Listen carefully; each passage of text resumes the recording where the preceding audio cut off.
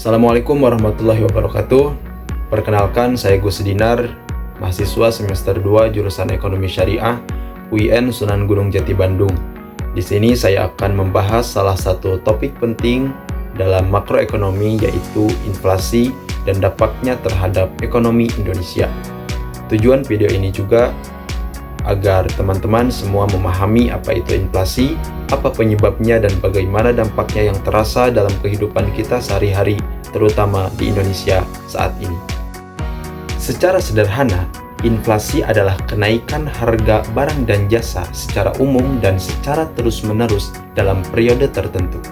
Contohnya begini, kalau dulu kita memberi beras harganya 10.000 per kilo dan sekarang menjadi 14.000 per kilo, sementara penghasilan kita tetap, maka daya beli kita menurun. Nah, itulah inflasi. Dalam ilmu ekonomi, ada beberapa jenis inflasi. Yang pertama, demand pull inflation, yaitu inflasi yang terjadi karena permintaan lebih tinggi daripada ketersediaan barang. Yang kedua, ada cost push inflation, yaitu inflasi yang terjadi karena biaya produksi naik, seperti BBM dan bahan baku. Yang ketiga, ada imported inflation, yaitu inflasi yang terjadi karena barang impor naik atau nilai tukar rupiah melemah.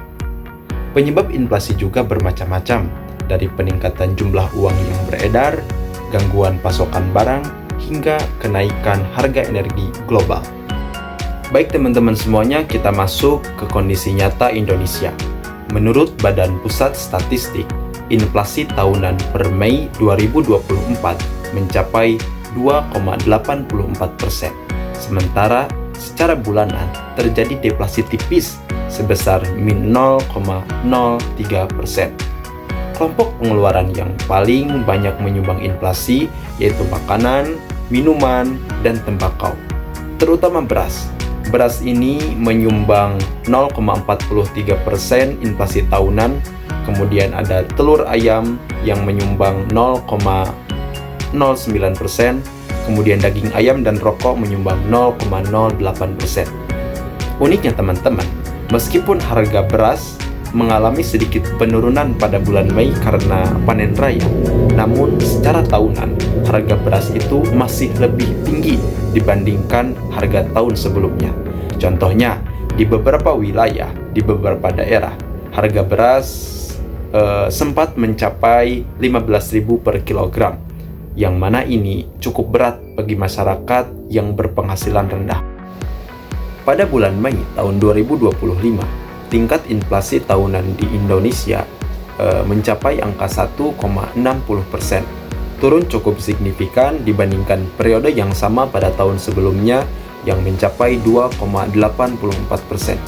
Sementara itu, secara bulanan justru terjadi deflasi sebesar min 0,37% yang menunjukkan adanya penurunan harga secara umum dibandingkan pada bulan April tahun 2025. Deflasi ini terutama disebabkan oleh turunnya harga pada kelompok makanan, minuman, dan tembakau yang tercatat mengalami penurunan sebesar 1,40% dan memberikan andil deflasi tertinggi, yaitu sebesar 0,41% terhadap total deflasi nasional. Beberapa komoditas utama yang menyumbang deflasi pada bulan Mei tahun 2025 antara lain cabai merah, cabai rawit, bawang merah, ikan segar, bawang putih, dan daging ayam ras. Tentunya, turunnya harga-harga komoditas ini disebabkan oleh meningkatnya pasokan akibat panen dan stabilisasi distribusi bahan pangan. Meskipun demikian, secara tahunan inflasi terjadi meski dalam level yang bisa dikendalikan dibandingkan tahun sebelumnya. Data ini menunjukkan bahwa meskipun masyarakat sempat mengalami tekanan harga yang tinggi pada tahun 2024, kondisi pada tahun 2025 ini cenderung lebih stabil, terutama karena pengaruh sektor pangan yang cukup besar dalam struktur konsumsi rumah tangga. Stabilnya inflasi ini juga memberi ruang bagi pemerintah dan Bank Indonesia dalam mengatur kebijakan moneter secara lebih fleksibel.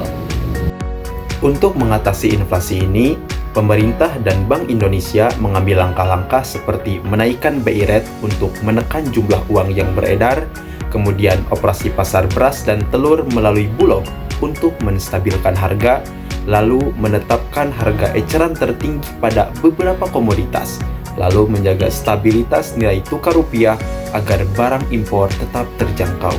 Nah, kebijakan ini bertujuan untuk menjaga inflasi tetap dalam target 2,5% kurang lebih 1%. Inflasi ini adalah bagian daripada dinamika ekonomi, tapi harus dikelola dengan baik dan hati-hati. Di Indonesia, inflasi pangan menjadi perhatian utama, apalagi saat cuaca ekstrim dan harga global naik.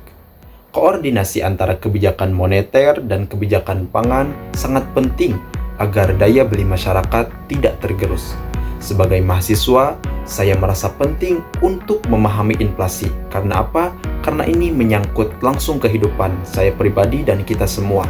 Dari mulai harga makan, biaya kos, sampai kebutuhan berbelanja sehari-hari. Terima kasih sudah menyimak video ini.